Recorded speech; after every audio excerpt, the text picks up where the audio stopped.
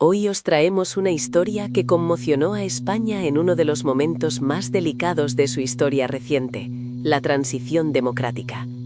Una madrugada de agosto de 1980, el lujo y la opulencia de Somosaguas, Madrid, se vieron manchados por un doble asesinato que heló la sangre de una nación que aún buscaba su rumbo. Los marqueses de Urquijo, María Lourdes de Urquijo y Morenés, y su esposo, Manuel de la Sierra y Torres, aparecieron sin vida en su lujoso chalet, víctimas de disparos efectuados mientras dormían. Un crimen brutal que marcó un antes y un después en la crónica negra española. En este vídeo nos adentraremos en los detalles de este caso, desentrañaremos las pistas, los sospechosos y las complejidades de una investigación que se extendió durante años y que aún hoy deja interrogantes sin respuesta. Nos adentraremos en el misterio que rodea la muerte de los marqueses, un crimen que sacudió los cimientos de la alta sociedad española y que, a pesar del tiempo transcurrido, sigue resonando en la memoria colectiva. Prepárense para un viaje al corazón de un enigma que desnudó las sombras detrás de una fachada de privilegios y poder. Un crimen que, por su crueldad y el perfil de sus víctimas, se convirtió en un símbolo de la oscuridad que podía acechar, incluso en los lugares más inaccesibles. Para comprender la magnitud del crimen de los marqueses de Urquijo, es fundamental situarnos en el contexto de la España de 1980. El país se encontraba inmerso en plena transición democrática, un periodo de profundos cambios sociales, políticos y culturales tras décadas de dictadura. La sociedad española estaba experimentando una apertura sin precedentes, pero también era un caldo de cultivo de tensiones y contradicciones. En este escenario, la figura de los marqueses de Urquijo representaba el epítome de la vieja aristocracia, un mundo de privilegios, linaje y poder económico, que si bien intentaba adaptarse a la nueva realidad, mantenía sus códigos y sus intrigas. María Lourdes de Urquijo y Morenés, la quinta marquesa de Urquijo y grande de España, era una mujer de alta alcurnia, heredera de un título nobiliario y de un patrimonio considerable. Su esposo, Manuel de la Sierra y Torres, compartía su estatus social. Vivían en un opulento chalet en Somosaguas, un exclusivo barrio residencial a las afueras de Madrid, símbolo de su elevado nivel de vida. La familia Urquijo era conocida en los círculos de la alta sociedad madrileña. Tenían influencias, contactos y una red de relaciones que se extendía por toda la élite española. Pero detrás de esa fachada brillante se ocultaban tensiones familiares que con el tiempo cobrarían un precio devastador. Una de esas tensiones giraba en torno a su hija Miriam de la Sierra y Urquijo. Miriam, joven y de carácter aparentemente apasionado, había contraído matrimonio con Rafael Escobedo Alday el 21 de junio de 1978.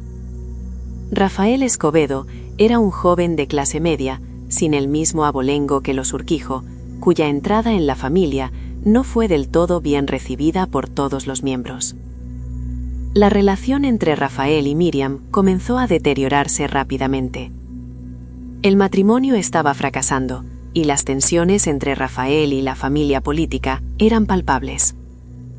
En 1979, menos de un año después de la boda, Miriam inició una relación sentimental con Richard Dennis Rowe, conocido como Dick el Americano, lo que añadió un elemento de complejidad y de posibles celos y resentimientos a la ya tensa situación familiar. Esta ruptura matrimonial y el papel de Dick el Americano serían cruciales en el desarrollo del caso. Los Urquijo, una familia con una fuerte tradición de control y discreción, se vieron atrapadas en una situación que amenazaba con desestabilizar sus cimientos. Los enfrentamientos entre Rafael Escobedo y los marqueses, o el simple resentimiento de un yerno rechazado, se convirtieron en el caldo de cultivo sobre el que se construiría la hipótesis más popular del caso. La precisión de los disparos, la ausencia de lucha y el hecho de que las víctimas fueran sorprendidas mientras dormían sugerían un conocimiento previo del lugar y de las rutinas de los marqueses. La noticia del brutal asesinato se propagó como la pólvora, generando un clima de incredulidad y consternación.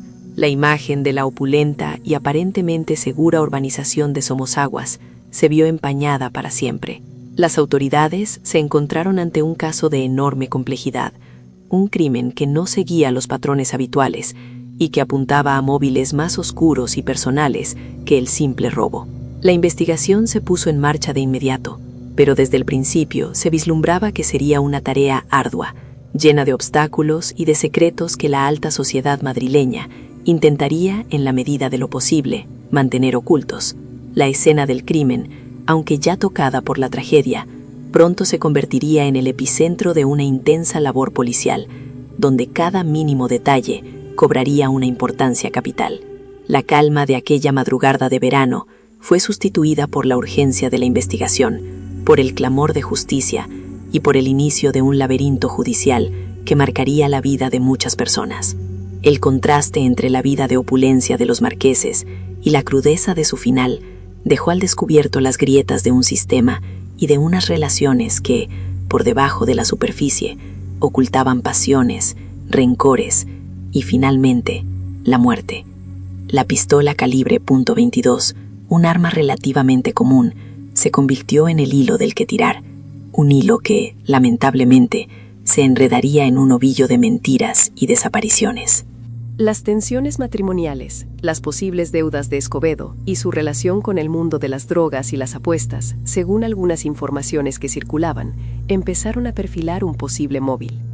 La figura de Rafael Escobedo, un joven de buena familia, pero con un historial de problemas financieros y un carácter volátil, se erigió como el principal sospechoso.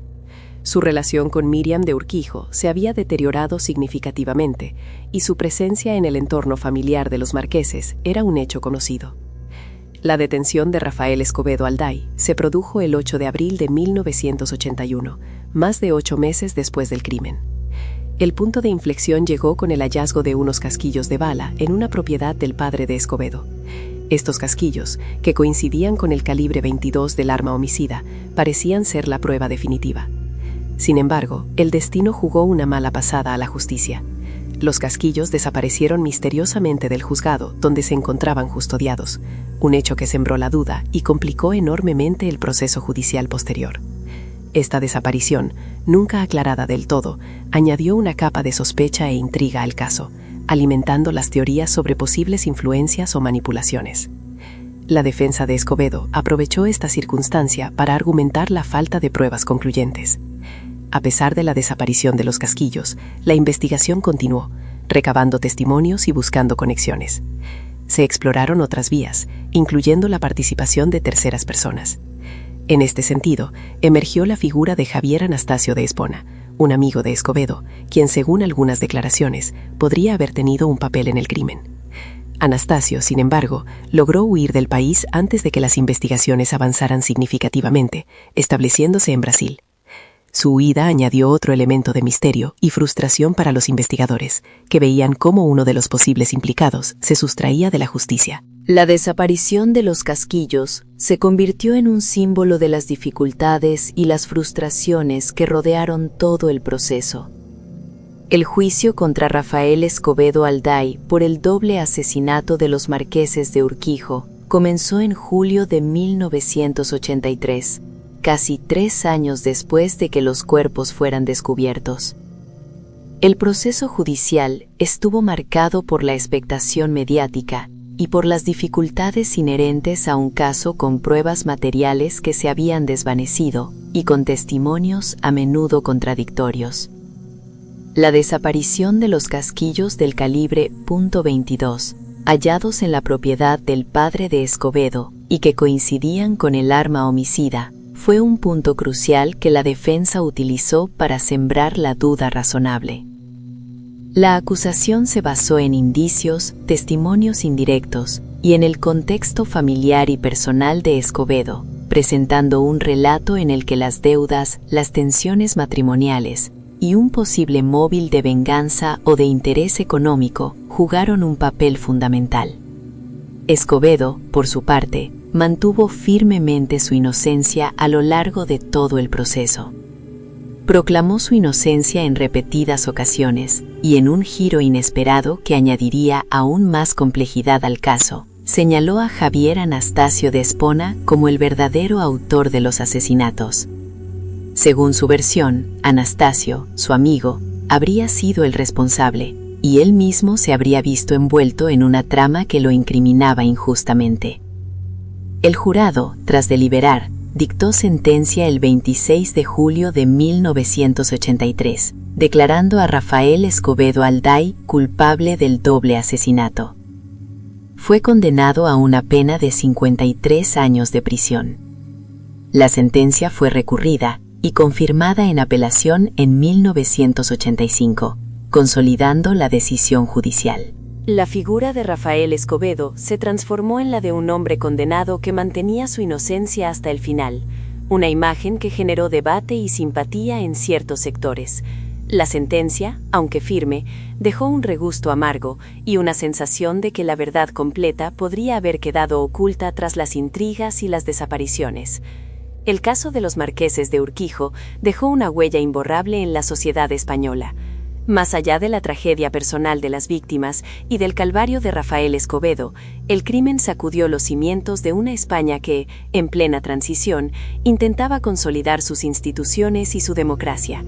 La opulencia del escenario, la posición social de las víctimas y la complejidad de las relaciones personales implicadas pusieron de manifiesto las sombras que aún existían detrás de una fachada de progreso y modernidad.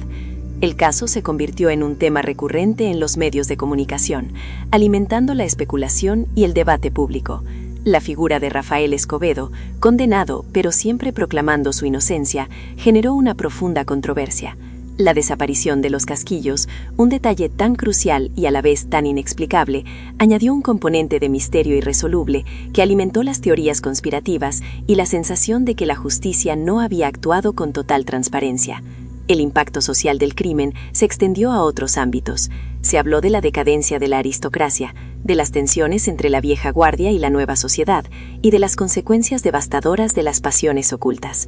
La figura de Javier Anastasio, el amigo de Escobedo que huyó a Brasil, y su posterior entrevista con Jesús Quintero en 1990, donde volvió a apuntar a Escobedo, añadió aún más capas de confusión. La prescripción del delito en 2010, 30 años después de los hechos, cerró definitivamente la puerta a cualquier acción penal contra otros posibles implicados, dejando el caso en el limbo de los crímenes sin resolver por completo.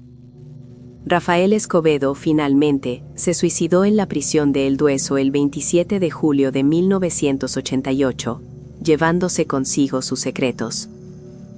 La autopsia reveló cianuro, un final trágico para un hombre cuya vida estuvo marcada por la controversia. El caso ha sido objeto de numerosos libros y documentales que intentan arrojar luz sobre este enigma. El crimen de los marqueses de Urquijo permanece como un oscuro capítulo de la historia de España, un recordatorio de que incluso en los círculos más selectos, la oscuridad puede acechar y la verdad puede ser esquiva, dejando tras de sí un legado de preguntas sin respuesta y un profundo impacto en la memoria colectiva. Si este relato te ha impactado tanto como a nosotros, no olvides suscribirte a nuestro canal y darle a la campanita para no perderte ningún caso. Hasta la próxima.